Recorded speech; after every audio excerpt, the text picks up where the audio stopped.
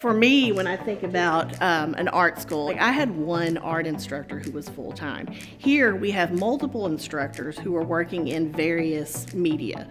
And they're all experts, they're all working artists in their field. So it really helps students to be able to see, yes, I want to be an art major and I can get a job doing this. This is the Department of Art and Design at the University of Arkansas at Little Rock. Our building is called the Windgate Center of Art Plus Design. It is a brand new building on campus. It is beautiful. It is amazing. I invite everyone to come and see it. The minute you walk in, it's bright, it's beautiful, it's full of art. It's over 65,000 square feet, and there are spaces throughout the building for art making, for student work, places where students can store their works that are in process, which is not always possible in some schools. But here we have ample space with really great lighting, really great electrical, just all of the amenities and everything that you would need if you wanted to be an art major. All of the spaces that you see have to do with art making. So you'll either be making art yourself or you'll be viewing art in our exhibition spaces. One of the advantages that we have to this building is we have 3 galleries in here. Not a lot of schools have that. Our program is really vast. We have programming in studio arts, which is sort of what you would call traditional arts or 2D. We also have applied design, which some people would call contemporary craft or 3D. So we have Bachelor of Arts, a Bachelor of Fine Arts. We also have a master's program, an MA program. From drawing, painting, we have the only woodworking program in the state where you can get a degree. Metalsmithing and jewelry, graphic design, illustration, photography, not only digital photography, but also film. So we really run the gamut of different media that students will be exposed to while they go to school here. So one of the other things that we do is we have some traditional events. One is our holiday sale, which happens in November.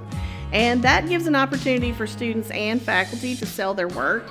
It's a really amazing opportunity for them to see the whole process of selling their work, but also we open it up to the public and for universities so that they can come in and purchase work if they want to. One of the other really fun things that we do is have a Halloween costume contest. So that's a really fun thing that we do, and we're planning on doing even more traditional events as time goes on. There are so many reasons that students would come here. Our school is more affordable, and it also provides everything that you would get at another one of those types of schools. And again, you're working with these professors who all are working artists, so they understand what it's like to be an artist working in the field, and they can really mentor our students through that process, through schooling and then beyond schooling once they get their degree. If you are a visual arts person, this is the school for you.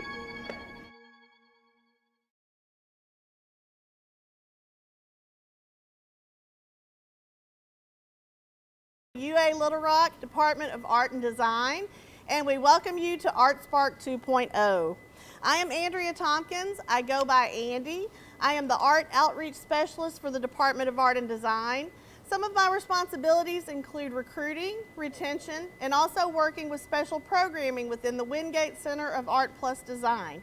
And one of those special programs is artSPARK. I thought you might like to know that there are 102 of you joining us today, so thank you so much for your interest in our programming. And I also wanted to let you know some of the schools who are joining us today. So we have Bryant High School, Harbor High School in Springdale, Hot Springs World Class High School, the Metro Career Tech in Little Rock, Pulaski Academy in Little Rock, and also Siloam Springs.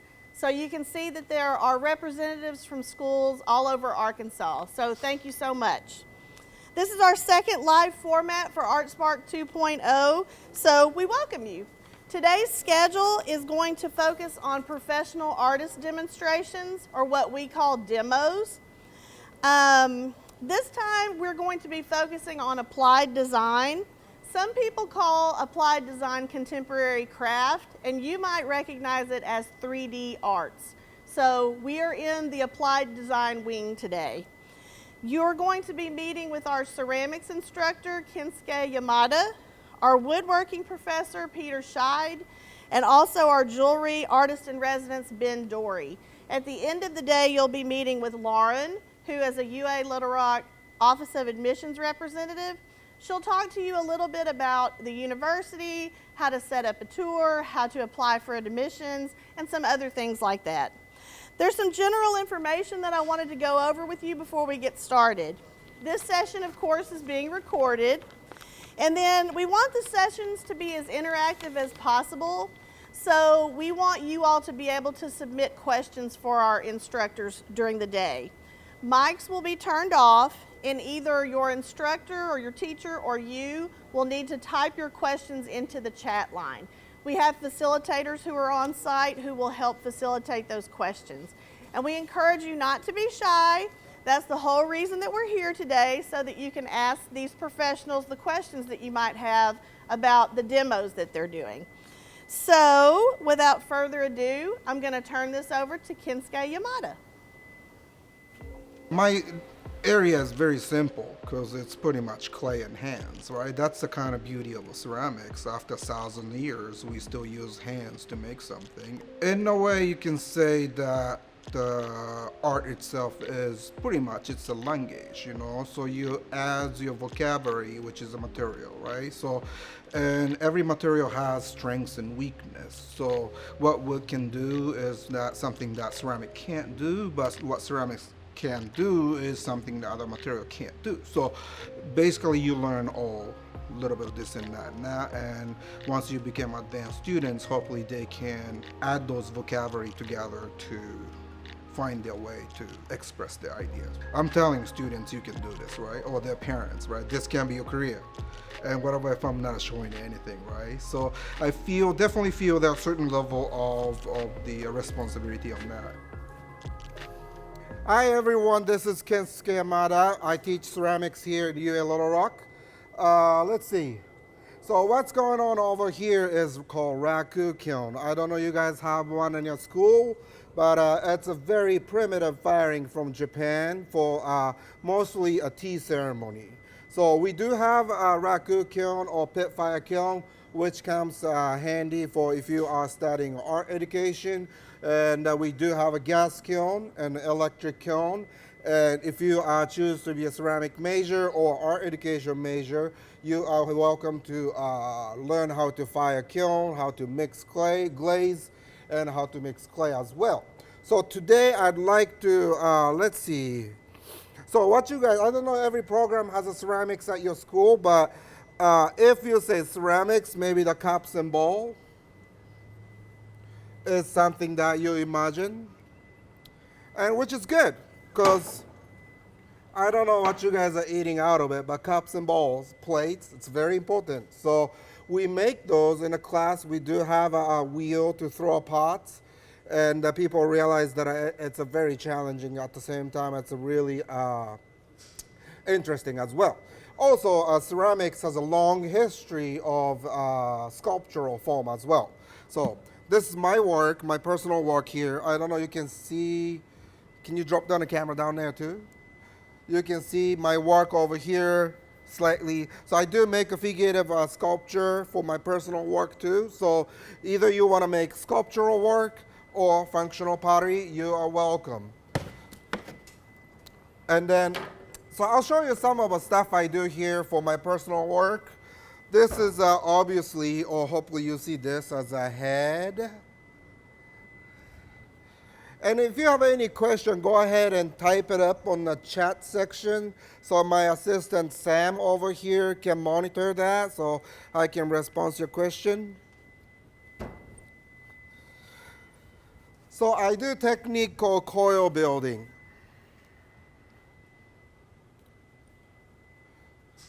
But it's not that really special anyway. It's just a caveman method, so everyone can do it.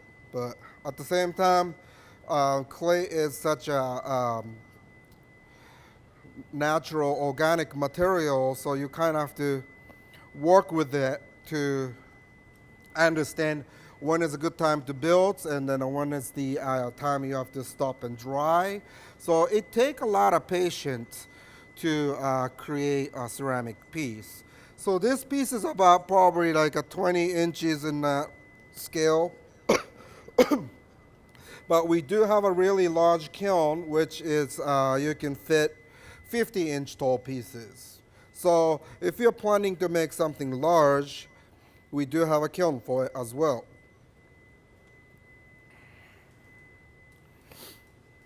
And my background is actually when I was I am originally from Japan, and I've been in the state almost 21 years or so. And my background, what I studied in Japan was speech pathology. I don't know if you guys know what that is, but I studied speech pathology in Japan. And then I came to America, and all of a sudden I study art. So I'm not sure you guys already have a plan that's what you want to study when you come to college, but great thing about college like here is that you can spend your first year and second year try to find what you like to study, what you like to major. Once you find a major, once you find something you like to study, 2 or 1 more years or even 3 more years that you can focus on the what you want to study. And sometime from a high school, you already know what you want to study when you go to college. Okay, you wanna be a what? Illustrator and draw cartoon for Dragon Ball Z. Why not? But another great thing about being a college like this is you get to take other classes and you might learn something that you didn't expect. So, either you have an idea what you want to take or you don't have any idea what you want to study. I think it's a good place to come. And we have, I think Andy also introduced, we have more than just ceramics, wood and furniture, sculpture, drawing, painting, and jewelry classes. Do you remember the first time you touched clay? Well, actually, it goes all the way back when I was little. So I'm way older than you guys. So back then, I didn't have a sort of like a figurative toy as a child. So I had a chunk of clay to play with. So before I go to bed, I take chunk of clay and made a little robots and stuff. And great part of a clay is how malleable materials are. So arm grew back and head comes back, and you chop the head off and then reattach arm together. And I mean, it was a mess on the bed. But that was really the first time I touched clay. But it wasn't quite sure that art can be a career for my life. So I decided to, pursue something else back then. But, if you study art, the first thing you want to be is, of course, the artist. You want to be the maker. But then the other thing is you can be educator. We have a new art center opening up. Is it this year or next year? Next year or this year? Next year. Okay. So when they opens up, a lot of people work there as art majors. People at the administration office, people run studio, people run summer program. They are all art majors. Of course, then high school and public school teacher, college level teacher. There's many jobs that you can get from being studio art majors. And a lot of people do, like me, teach at the college. On the side that I still make art and then have exhibition. And a lot of people do that. And the high school teachers, they make work and they have exhibitions. So, always that my concern as a college student was like, how do I make a living doing this? But hey, there's a lot of jobs we can get. And look, man, my kind of old man touching clay and then I get paid to teach. It's awesome. All right. Another question. How long does project like this typically take? This, I can build this in a day. But day means 8 a.m. to 9 p.m. Okay? So we don't get paid by hour. We get paid by project. I got to get it done. How long it takes doesn't matter. So, If I don't enjoy this, it's going to be very painful. But when I took ceramic class at the college when I came to US, I thought I found something. I was probably the first time in my life that I just want to wake up and go to school and play with the clay. So I was lucky that I found something like that. So if you come to college, you take all different classes and try everything out. And you might find something you really like, and you might just wake up and run and go to studio and take a classes. And yeah, probably something related to my childhood, that playing with the clay in the bed. Hopefully, my parents think hopefully that paid off, but because that was a mess. But yeah, I just wanted to go back to school and make a lot of work. So I spend hours and hours in the studio. So a piece like this takes, 8 hours or so to make one. But I'll be there at the studio for 8 hours and get it done. So, I mean, building fast doesn't mean it's good, but I just like doing it. So,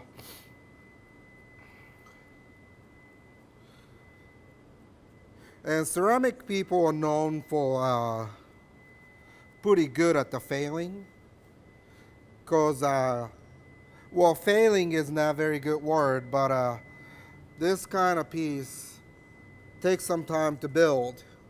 It goes in the fire, it might blow up, because there's a moisture inside here.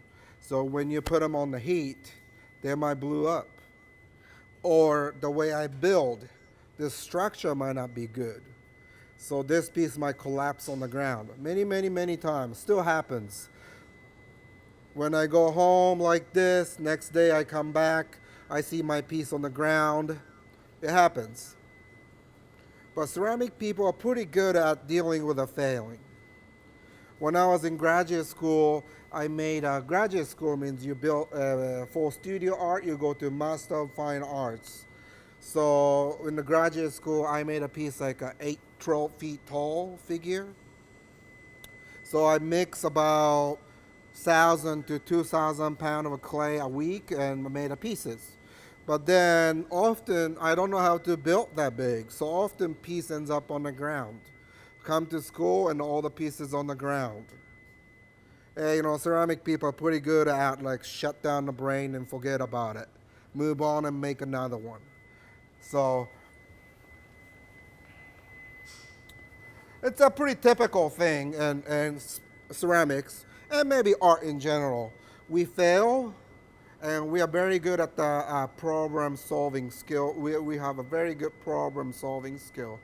So question is, do you prefer hand building or wheel throwing? Can students use wheel if they come to school here? Yes. Like I said at the beginning, look, I make cup. So I don't know, we can zoom in on anything. Can you zoom this close or this? Maybe not. Yeah, don't worry about it. So, the cup, see, I don't know, yeah, here you go. You see that the people's face here and little sprinkles here. So this ball has, you see the leaves on there and a little face or something somewhere, or the face is over here. And then the inside has more drawing. Inside has, this is a white, so you can't quite see it, but inside has a flying guy. Guy's just jumping. So, beautiful thing about ceramic. We have a 12 wheels or 15 wheels hiding somewhere. This one has a bird.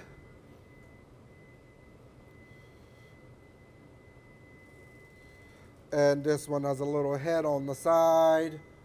So yeah, we can do ceramics, wheel throwing. I teach both. And hey, people say wheel throwing and hand building kind of separates it, but I think wheel throwing is hand building too. It just happened to spin. So it's both hand building. So Yes, if you want to be potter, yes, come on over. And a great thing about pottery is that you not just the pottery, sculpture too, but great thing about clay is what you're doing is building canvas with a clay, which is 360 degree, and you can paint and draw on it. So forget about drawing on the canvas, maybe, just draw on the clay, right? You can paint, you can scratch, you can bring a story. So, yeah, hand building, sculpture, or wheel throwing, whichever. We're basically building the canvas to paint and, tell stories. Let's check out the Raku Kiln. Let's open them up. Yeah, can we do that? Yeah. All right, everyone. So I'd like to go over here to open up this Raku Kiln. And my assistant, Sam, will help me out. Sam, let's put a jacket on.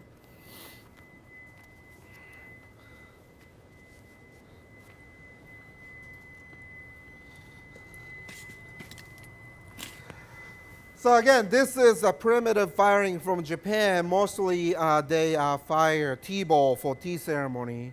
It's called Raku Kiln. Raku means easy, fun, something like that in Japanese. And right now, this is about 1840 some kind of degree, okay? So if your parents says ceramic is baking, tell them it's not. 1800 degree and cooking, baking cookies, probably they are burned to nothing. So firing is what it is. It goes really hot temperature right now, and there's a couple pieces in there I want to show you. So let's open this up. Ready? All right. All right, let's move this up and go over here. All right, get a tong and then get your piece moved. Yeah, go, go, go, go. Get going. There we go. Yeah, pick it up and put them in the trash can. Everything.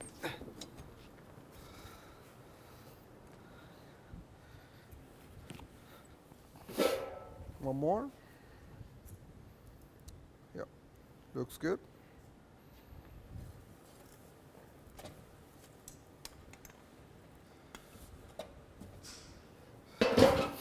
So what's happening here is we just got a really hot pot going into sawdust. There's a lot of wood in there right now. Sometimes people use newspaper, leaves. Let's step back a little bit.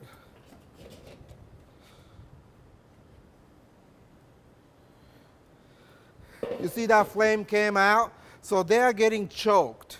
They're getting no oxygen in there. That's how they change color in here. Okay? This pot's like that. It's real hot. Oh. And normally we'll rest them for, it'd be nice if I can just leave it till it cools down. But today, I guess we're just gonna open them up and see what's happening. What time is it?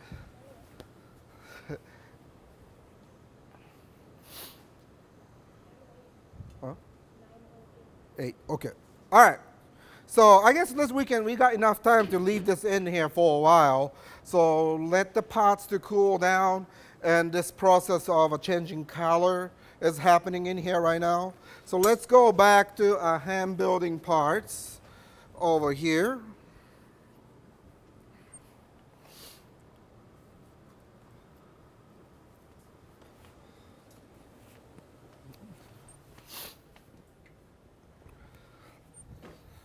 So especially a Raku kiln like this, it's very easy.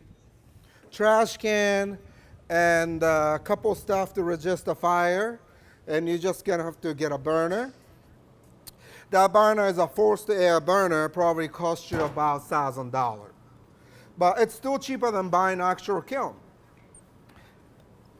There's more question here. Let's see, is a Raku fire piece food safe? Is there a way to ensure that is? Well, my country in Japan, it is food safe. But in America, it's known for not food safe. So, I don't know. You can use them, and if you get dizzy, stop using it. Is that bad? It's not going to get you dizzy or anything. It just, there's some metallic raku glaze of some metal in it, so I don't know. It's good to use them to actually eat out of it. But hey, in Japan, we use them for tea ceremony, so it should be all right. But I know in the US, we don't suggest people to use raku pots to eat and drink out of it. And is drawing important part of your 3D art making process? Can you explain how you incorporate drawing for planning, making, etc., please? Okay.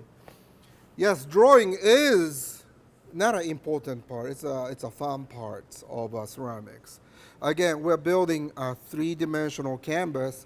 I personal work is sculpture, but of course I don't know if you can Google search my name. I do make a pots too, so I have nothing against a pottery, and I always love it. See, I have all these cups I make in a class, and I like to draw on it because it's just fun to drink out of it. You're here to make one of a kind that never existed in the world. Okay, I don't know what you guys are eating and drinking out of it, but taking this class, I think people start thinking about shape of the handles, shape of the mugs, what's the bottom looks like. That's something that we never thought about. I think it's a great part of taking art courses gives you a different perspective to see things. And if you take an art history class, think about it. It gives you a different perspective of the world. But then art is always going through a time with cultures and other part of a history. So, if you didn't like actual history courses, if that made you sleepy, take an art history class to learn what happened in the world. That's the other way to look at the history, right? And back to the drawing parts. Yes, drawing is great. I mean, I can draw anything you want. You are the maker. So also, you can see this as 3D canvas, okay? That's the fun part. You like painter, drawing, you like, printmakers. You can do printmaking on here, or you can draw, and you can paint with a glaze. You can do shiny, you can do not shiny. Can you get me my piece from my table, the bird one? Yeah. So I show you some finished work I have. 10 more minutes. So you see, I just draw the line, and that already changes the landscape here on the piece. Maybe I'll draw some, right now my garden is like a blooming time, a lot of flowers. We all forget about we had a snow. So I'll draw some, see, I draw some flower and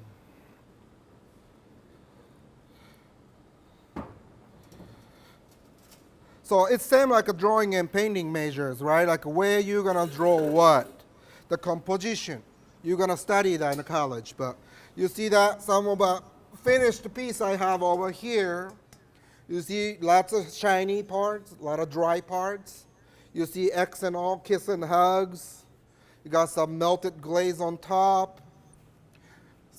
So, I can make something, and I can paint and draw and sculpt as painter. So ceramics is a mixture of 2D and 3D. So to me, if I want to paint, draw, but I want to sculpt, this is it. And I don't know, when you come to college, if you can find something you really love, but I hope you take a lot of different classes and then find what you love, and hopefully, that'll continue for the rest of your life. And so far, I'm lucky. I'm doing this for a living. Think about it. When you get mid-40s, you're just playing with the dirt. Oh, God. This is awesome. You get dirt all over my shirt and go home and hey, I got paid for this. I'm so proud. Hey, it's a lot of work, man. There's good and bad about studio art, of course. It's a lot of work. And like I said, a lot of failing experiences, but it is definitely really, really fun. And what those cool sculptures behind you? Over here?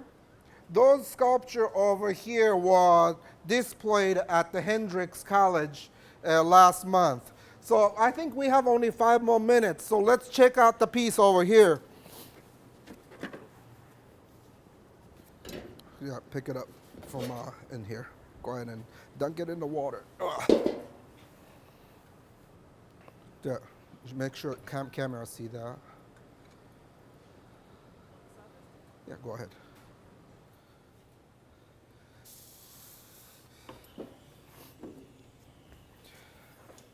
I'll get another one. So, sometimes it comes out right, sometimes not. Again, we're pretty good at the failing. If I want to get a 1 cup, we make 10 cups. That's kind of artist life, right?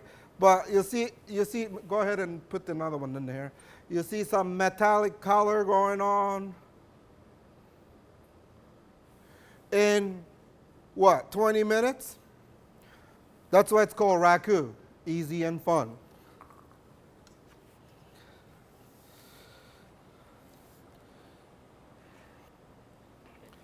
Okay, go ahead. So it looks like we got pretty similar results here, but this guy, look how bright insides are. You see that inside over here? You see that different inside here? You need one more glove. So. Ow, it's hot.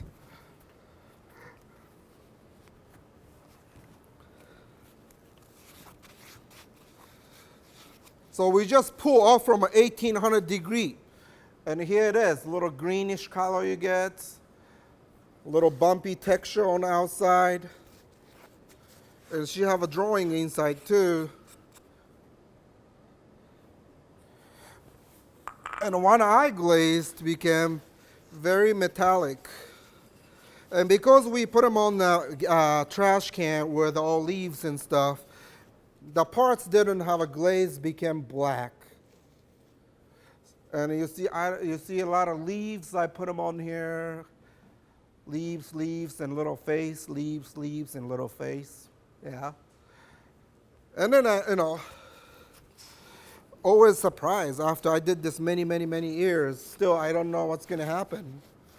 And then when it comes out, it's always a surprise and it's fun. Is it about 2 minutes? That's it?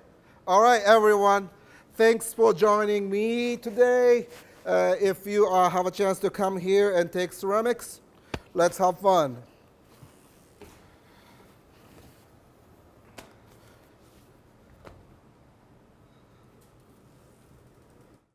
We really appreciate the new Windgate Center of Art and Design. We've got a great, clean facility. The layout is very conducive to working. We have all the up-to-date safety features. There's a huge advantage to learning a little bit of everything, or at least getting the experience in another field. The arts really thrive in a collaborative community. So students here can take one woodworking class, they might take one graphic design class, and then in between those 2 classes, they might learn how to make a sign. So there's a huge friendship. I think it's not just the collaboration between the different departments. When they leave here, they're going to know how, know why, and know what. And I think those are really important problem-solving skills to approach anything, whether it's graphic design, theater design, or woodworking. One of my favorite things about working here is the relationship with colleagues and students. If there's a competitive nature here, it's a healthy one because it's one of collaboration, and the students push each other to achieve better things, and the faculty push each other to achieve better things as well. Hey, my name is Peter Scheidt. I teach woodworking and furniture design here. I teach a couple of freshman design classes, and then I'm also the BFA coordinator. So I'm just going to talk a little bit about digital fabrication today, but I wanted to lead into that by talking about design, because that's a word that we just use, in the entire intro we keep saying design. you know, I keep saying furniture design, woodworking, you're hearing graphic design. So for me, part of an arts education is not exactly about what you learn, it's how you learn it, and it's a method of thinking and problem solving and finding creative solutions to the problem. So hopefully you've got a pencil and paper with you.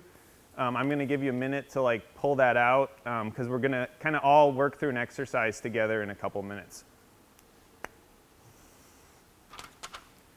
All right, so if you're ready, what I want you to do is take about 10 seconds and we're all going to draw a table kind of as quickly as we can. We're going to draw a table.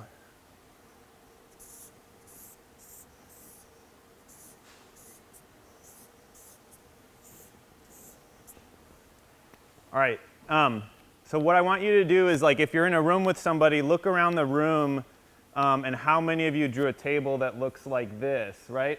So Caleb is sitting over here monitoring the chat, right? And we drew the exact same table. And what's funny about this is if I give you longer time to draw, you don't really end up changing the table. You just end up putting maybe a little more detail on the same table, right? But the concept of the table hasn't changed. So the first thing we want to do in design thinking is we have to define the problem. So draw a table is too broad. It's too broad a place to start. So I'm going to ask you to, in the chat, tell me, you know, what is a table, right? What does a table do? No.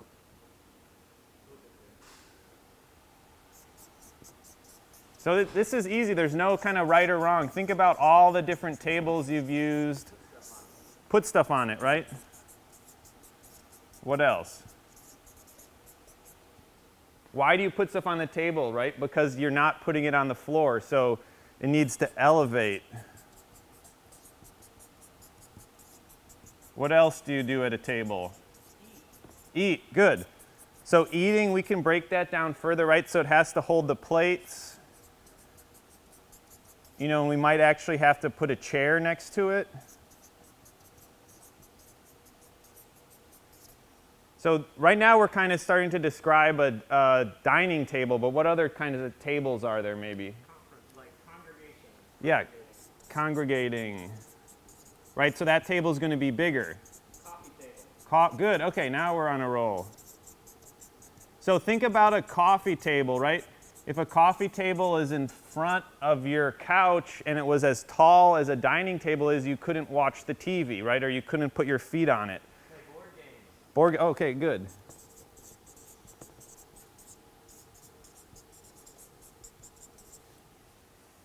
All right, so we're going to choose one of these as our problem. You know, so let's look at this last one here, the coffee table, right? You know, so we might play board games on a coffee table. We're not going to use a chair at a coffee table, but we do put stuff on it, and it needs to elevate it off the floor.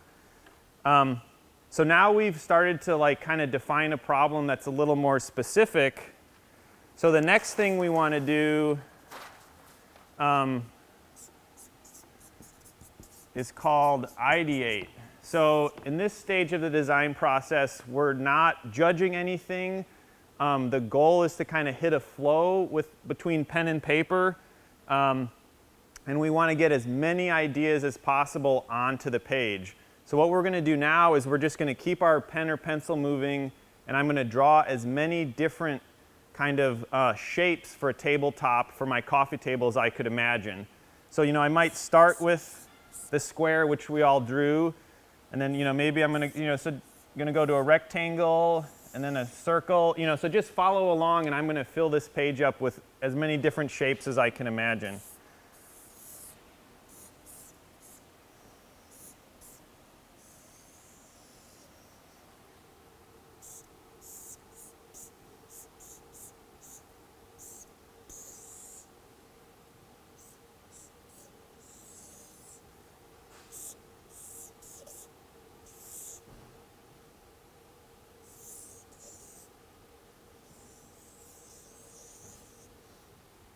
All right, so if you've been doing the same, now what we're going to do is I'm going to look at all these different shapes I've created for my tabletop, and I'm going to choose one that I think is the best. So now I'm going to slow down a little bit, and I want to judge and evaluate. So I've seen these before. They work well.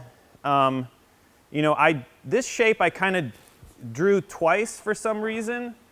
Just in a different variation. So I'm going to take this shape, and now what I'm going to do is I'm going to iterate that.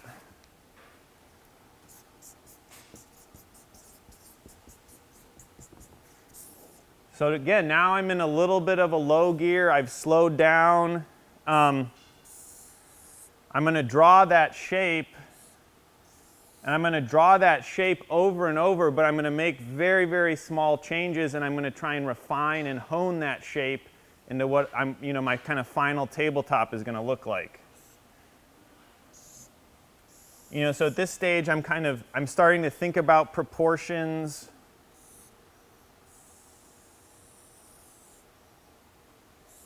What if this was really long and skinny?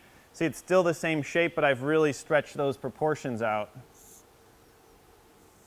Or maybe there's even a little bit, something else in there.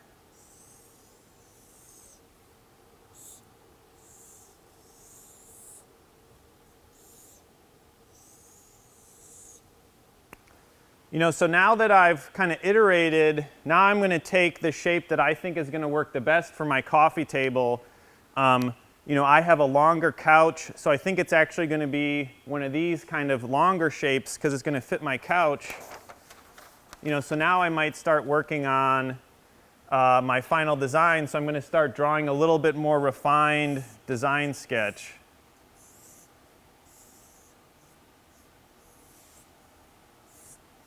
Maybe there's a tapered leg in there.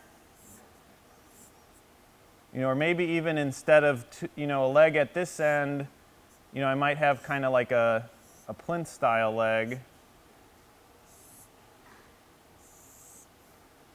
So now what I want you to do is kind of look at your paper and look around the room, and hopefully now you'll see that everybody kind of has designed their own table, and they're different, but they're all like workable solutions to the same problem, which we identified was being a coffee table. So the important part about kind of design thinking is that it's non-linear. So once we have a design, we're going to start moving into a prototyping phase where we're going to build a small model of that, and it's going to help solve more problems before we move into a full-scale model. So what I have over here are a couple models that we've built with the laser cutter. We're going to look at that in a couple minutes. But these are all models, and again, even though we're prototyping, we're still working iteratively, and we're changing a small thing, we're refining it, we're trying to find a solution to this problem. We've changed the height. How did you get started in woodworking? How did I get started in woodworking? My dad was a carpenter and a high school shop teacher, so I got started really, really early, and thinking back, I probably, I didn't really have a choice back then. You're just, like, it's the weekend and dad needs help on the job site, so that's where I was. Yeah, so we've got a lot of samples here. So, again, we're kind of working through the problem. You can see here we have the small model, and there's a joint at the corner.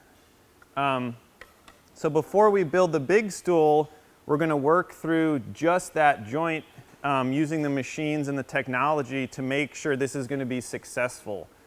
You might hear people say a lot of times, the most valuable thing is your time. And that's really true. This material has a cost, but we can't spend 4 days working on something without knowing that it's going to be a success. In woodworking and a lot of other design fields, you have to really plan your steps out. You kind of want to move into things with as much certainty as possible before you work at a full scale. I heard UA Little Rock has the only woodworking program in the state. Is that true? Yeah, so UA Little Rock has the only kind of woodworking program in the state. Like I said earlier, it's really about, for me, teaching in the craft field is really about teaching a way of kind of solving problems. And I'm also teaching specific tools. So we'll move into the laser cutter, I think now. But these are projects that students did this semester using a laser cutter in a computer. So while this student is not a woodworking student, we're thinking through the problem the same way, right? We're thinking iteratively. We're trying to ideate. So these are all laser cut paper that the students kind of built a pattern on the computer, cut it out, and then glued it together. So these are examples of, this is a freshman design class, 2D design.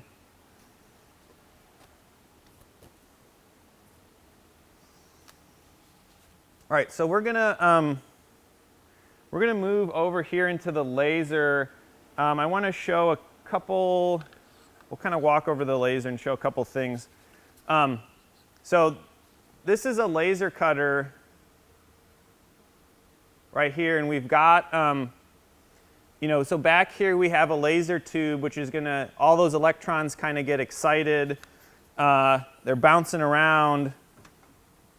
And then in here we have a series of 2 or 3 mirrors that are going to direct that beam of light down onto the work surface, and it's going to make the cut. So when we're working with the laser cutter, there's a couple of different cuts that we can make. One cut is going to be a vector cut, and it's going to cut all the way through the material. Then we have a kind of a rastering cut, which is going to engrave the material, and that won't cut all the way through. And that's how we kind of put text on things in here. And then the third cut might be a vector engrave, where, again, we're kind of following this geometry, but we're not cutting all the way through. Raster, vector, what is that? So RAS, if anyone's ever taken a kind of computer applications course or used the computer for art, a raster and a vector, if you think about like a SVG maybe, or a scalable vector graphic, when you take something like a photo, pixels are really important, and you only have so much resolution. A vector is mathematically defined, so I can scale it up infinitely. So the smaller models that I showed, we're able to cut at a very small scale, or I can blow it up in the computer to actual or real scale, and cut it out, and I'm using the same file because, again, it's mathematically defined very accurately. So we're going to turn the laser cutter on here.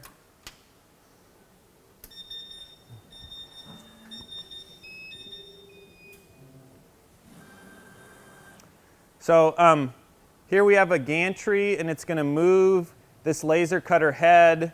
And that's going to kind of trace out our file and cut it from the material, in this case, this small piece of plywood. My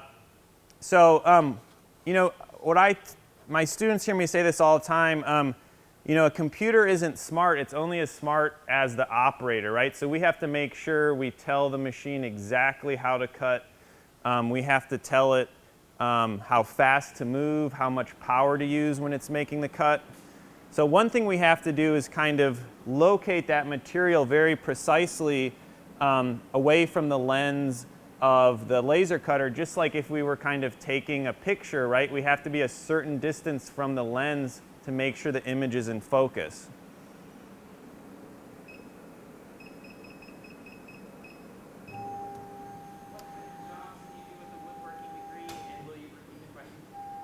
So the question was, what kind of jobs can you do with a woodworking degree? My kind of recent students that have graduated, either with a degree in woodworking or with a certificate, one of them is working in a sign shop. So they have, they might have a laser cutter, or they're going to have a vinyl cutter. It's kind of very similar machine. Some woodworkers pursue a kind of studio arts career, like Kensuke was talking about earlier. There's a lot of woodworkers who end up kind of managing things in factories. Again, we're really educating you in a way to think, a way to problem solve. So that's going to set you up for success in any number of kind of more specific fields, is because you have a really good kind of problem solving mentality. Can you talk about the benefits of working in So the benefits of working with a computer versus working by hand. For me, it's really important to work between the two. The danger with the computer is you get sucked into a micro level really early. So in here, when we're working, we would always do our design process very organically in a sketchbook before we even like touch the mouse. The computer is really accurate and it can speed things up. But anytime you're working with a tool that's fast, that means mistakes happen fast. Mistake not necessarily meaning a dangerous mistake, but a mistake meaning you might make a design change and not realize the kind of domino effect that has. Again, on the computer, you can really get sucked into this micro level, and it's important to kind of zoom out and get a holistic picture. And remember, okay, I'm working on a coffee table and it has to sit next to a couch. And when you're in the virtual screen, you sometimes forget that.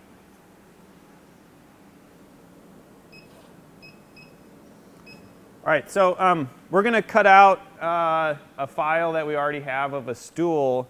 So over here, I'm kind of placing the origin.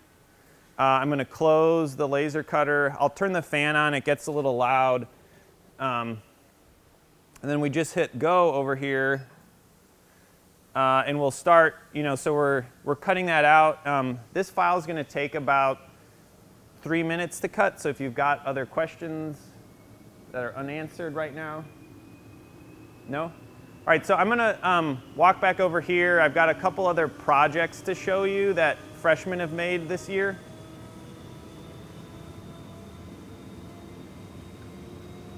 So these are two kind of laser cut projects that were done in a, is that too loud to talk over?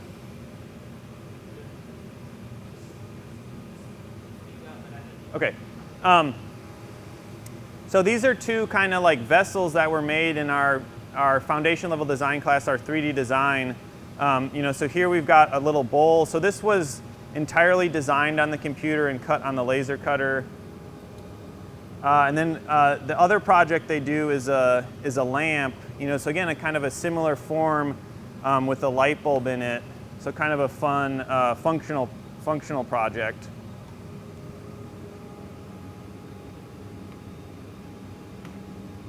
And then I've got, I think in the intro, Andy talked about the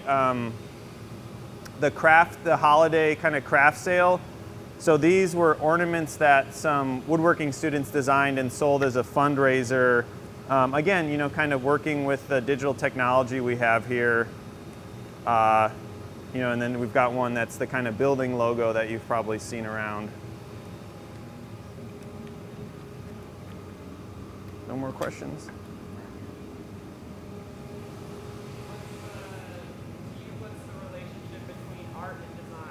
All right, so someone asked, what's the relationship between art and design? For me, I think with design, you're always kind of approaching a problem to solve, and that problem may be kind of outside of your own realm. And art, oftentimes, the kind of like impetus or inspiration comes from within, and it's very personal. And in the design realm, there's a lot of designers who work very personally and use personal inspiration, but oftentimes that kind of first kernel or that kind of first inspiration is actually like somebody else's problem. And it could be, again, it could be as simple as like somebody needs a coffee table, or it might be, how do we solve the problem of plastics in the ocean, right? And you would approach that from a design thinking perspective. What's the advantage of getting an art degree at UA Little Rock rather than somewhere else? What's the advantage of getting an art degree at UA Little Rock instead of somewhere else? There's a lot of advantages. The facility is really great. The kind of cost per value of education is really high. I think you get a really excellent education here for a good value. And then two, I think you'll see today that the kind of faculty, we have some really great faculty. A lot of smoke. So here's the model that we just cut out. So again, this is a real advantage of working digitally, is I know that every time I cut this model out that these parts are going to fit really precisely together. And then I also know that when I scale this up to kind of full scale so someone could actually sit on it, you know, I know that it's still going to fit together and that the leg, right? I know that when it's full scale, the leg is still going to have the same relation to the back here and the same relation to the seat, and it's all going to fit together the way it needs to be a successful project. All right, oh, almost getting it to stick together without glue. Can you show us one of the sculptural wood things? A sculptural, so someone asked if we could show a sculptural wood thing. Yeah, so this is a carving assignment. You know, I think this is a good example. This was made by a painting student in the woodworking class. So the assignment is to, you know, like if you've imagined kind of two Siamese fruit, and then, you know, carve it and, you know, representationally or a little abstractly, you know, carve that out of solid wood and then paint it. So we've got like, yeah, there's a ton of scholarships available within the, specifically within the Department of Art and Design. You know, and I'm personally am on the scholarship committee. You know, and we just finished kind of awarding the scholarships, which is really fun and exciting. You know, to be able to help a student, you know, to help a student financially attend school here. But yeah, we have, you know, the Windgate Foundation, the names on the building, they funded, you know, my job basically. You know, I'm the Windgate Assistant Professor of Furniture. You'll see their name kind of throughout town. They're incredibly generous in, you know, not only Central Arkansas, but the state of Arkansas. All right, we've got anything? So, no more questions?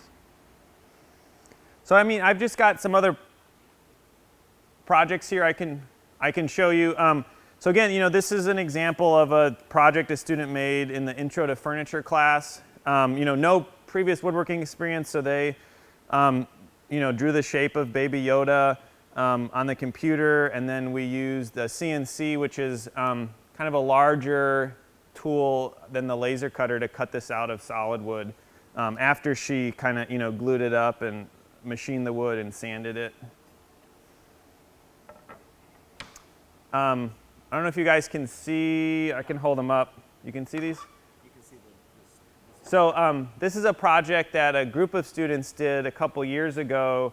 So if you ever take a tour of the building or you attend here, they built this furniture for, we kind of have like a little cafe style space in the building. So again, you can see them kind of thinking through the design process. Can you talk about opportunities to put furniture in the building, actually? Yeah. So there's a lot of opportunities to put furniture in the building. Two of the BFA furniture students right now, one is sitting right here, Mr. Caleb Lefevre, are currently kind of working on a project. Collaboratively, they're building benches for the building using wood that was harvested from campus, and we've sawn and dried on campus. So, you know, I think furniture is... You don't have to have any experience to take a woodworking class. We talked about safety if I've never touched a saw. Yeah, so you don't need any experience to take a woodworking class. We talk a ton about safety. You know, and you know, a lot of the feedback that I get from students is often, you know, kind of how appreciative they are of that, you know, and like kind of walking into a wood shop can be intimidating because it is a kind of dangerous space. You know, so again, that's a huge advantage of learning woodworking through a program, is that safety is always a really big concern. So, you know, if you do happen to become a professional woodworker, you're going to have that kind of foundation of, you know, working safely, thinking safely, you know, that relates to everything you do in the shop. tools and machinery. Was there another question? No. Do you ever work with other materials other than wood? Yeah, so the question is, do I ever work with materials other than wood? Yeah, all the time. Again, if you kind of think about furniture, there might be upholstery on it. Here in this program, we use steel a lot. So we might build a table that has metal legs. You may not see, but the table I'm kind of standing in front of, we built here. And I think that's one of my passions in woodworking is you are able to kind of build things that you use daily. And my students I see share that pride a lot too. It's like, again, you may not end up being a woodworker, and maybe you end up, what did Ken say, drawing Dragon Ball Z cartoons, but you might be drawing those cartoons on a table that you built yourself. And I think that's like kind of really, really powerful and exciting as a student to have something that's going to last for decades. How difficult is it to hand carve pieces like the fruit assignment? Can you tell us more about that process? Okay, so we're going to walk back over here, I guess. So how difficult is it to hand carve wood? It's pretty difficult. This is one of the more difficult assignments, but students really enjoy it because it is rewarding. Overall, wood is not like clay at all. Like you saw Ken kind of working really immediately, and I just spent 20 minutes talking about how planning is important. But carving is a way in woodworking to work really immediately, and to kind of have this very different relationship to your material. So yeah, this is difficult, but again, this is an intro level assignment, so the students who came in may not have ever, maybe they whittled the stick to roast marshmallow on, but they kind of had no other carving experience besides that.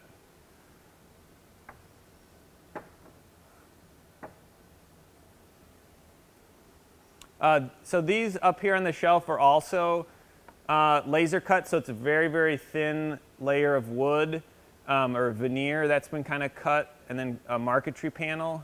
So again, this isn't, we call it woodworking and furniture design, but here we have a really kind of graphic two-dimensional project that's using wood as a material and using the technology that we might use to build a piece of furniture, but we're using it to kind of build, a very kind of like almost, graphic design project almost. Those are, yeah, good. So drawing is important for woodworking too? Drawing is super important in woodworking. In here, drawing is like, I like to think about it as a tool for communication, and that's the fastest way to communicate with somebody, and if have a student who's thinking about something in their head, you may not have the words to describe it, but if you can draw it, I'll help you find a way to build it. But drawing is like, for me, drawing is like incredibly important. I think it might even go back to carving, where like drawing can be a really immediate, fast way of working, and much of woodworking is not fast, right? You kind of take your time, you think, you plan, but when you're in the drawing stage, you can work as fast as you want to, and the sky's the limit. The sky's the limit with drawing. So if you were trying to quickly iterate, but you were doing it on a computer, would you recommend doing that in a sketchbook or? So, now there's kind of all kinds of really like Procreate, or there's all kinds of drawing programs on your tablet that students use, which I really encourage. I personally use a sketchbook because that's what I'm most comfortable in. The one thing I would advise you if you're, well, so the question was, I guess, the question is like drawing in the sketchbook or drawing on the computer. So I was saying, they have these really great, like Procreate, there's all these tablet drawing programs. One thing that I'm seeing my students do though is like, they'll draw something on the tablet and then delete it right away, or they'll erase it. And my rule for my students in my sketchbook is you never erase anything, because you never know when you might flip back to it and it's valuable. And space on your computer is so cheap so I want you to approach that the same way. So it's like, if you draw it and it's not working, just, flip to another page, or, pan out and draw it in the margin of another, like don't ever delete something in your sketchbook or erase it. Do you teach computer programs to help design furniture projects? So someone asked, do I teach computer programs to help design furniture projects? Yes, we use, the specifics, we use Fusion 360 and Rhino a lot. There's free ones out there like Vector.com, Illustrator. The Adobe suite is great, but it's really expensive. So oftentimes I'm encouraging students to find a program that kind of suits their pocketbook. But yeah, we try and use digital tools in a very kind of fluid manner. I want you to be using them in here. I don't want you to have to go to the computer lab. I want you to kind of just see it as another tool in the wood shop. Do you have to have computer program experience to succeed in the class? Do you have to have computer program experience to succeed in the class? No, definitely not. Again, it's some students may come in and they have a lot of experience with a specific program, and some don't have any, but the classes are designed to be challenging for every level, and again, some students might come in and they've had a ceramics program at their high school, so they're familiar with a kiln, and some students maybe have never used a kiln before. So I think we're winding down. Are there any questions? Someone asked again, how long might a piece such as the fruit carving take? So how long might a piece such as the fruit carving take? We'd have to ask the specific student. I think the assignment is about, it's relative, maybe like 2 weeks long, so they spent significant hours kind of carving that. Painting is the quick part, it's kind of carving and sanding that takes time. What's your favorite part of working at the Windgate Center? What's my favorite part of working at the Windgate Center? For me, it's my colleagues and my students. And two, we're in kind of like very close proximity to each other, which I think is really important. Again, like you're going to come here and you may not know where your passion lies, but you could take a class in each of these and then discover that you want to be a woodworker, but you could still take a clay class, you could still take a drawing class, graphic design. I really encourage, like, especially as a younger kind of student, you want a real kind of like breadth to your education. You want to get a little bit of everything if you can. Is that any more questions? All right, I think we're set.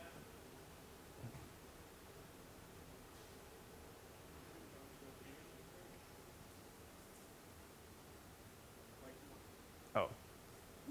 All right, sorry. Any more questions? I'm still on. Oh, thank you. Well, thank you, yeah. Any questions, How long does it take to make stuff? What's my favorite wood? What is your favorite wood? My favorite wood. My favorite wood is probably, right now it's ash, which is kind of a bummer because there's this like invasive beetle that's killing a lot of the ash trees. So I'm kind of using it as often as I can because, it may not be around in the next 10 years, which is sad, but so I'm trying to use ash as much as I can. So ash is also used to make like guitars and baseball bats. So it'll affect you if you're a music player or a baseball player. Is it hard to work with mahogany? Is it hard to work with mahogany? Mahogany is yes and no. Mahogany is a really broad term. So then we have to, we'd say, is it Honduran mahogany? Is it African mahogany? It can be hard to work with mahogany, but some of it's pretty easy to work with. It's hard to get. Real mahogany is hard to get. Tell us about yourself as an artist.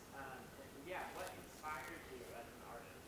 What inspires me as an artist? What I really like to do is I'm happiest when I'm working with my hands, which is why I'm a woodworker, a furniture designer. And I like to kind of problem solve. So, like that's what like kind of keeps me up at night is like, did I solve that problem the way I wanted to, or like, could I make that better? Could I make it faster? Could I make it better? You said that wood is alive. What do you mean by that? Oh, wood is alive. So I'm famous in my classes, where does wood come from? And if you don't yell trees at me within 2 minutes, we've got an issue. Yeah, I mean, wood is alive, and like, think about your wood frame house creaks at night, and it's because, moisture is coming in and out of it. It comes from a tree, so it's gonna always, even though we like force it into something like a table, it always wants to, it remembers its tree, right? It remembers the memory it had as a tree. Can you tell us about your first and favorite wood pieces you made? Okay, last question here. Can you tell us about your first and favorite wood pieces?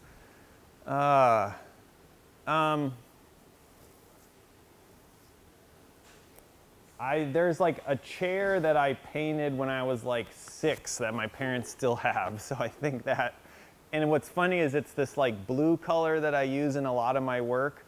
So it's always fun to kind of look back and you're like, man, you've always been who you are, or there's something about that color that I haven't been able to get out of my brain for, decades. All right, I think we're set.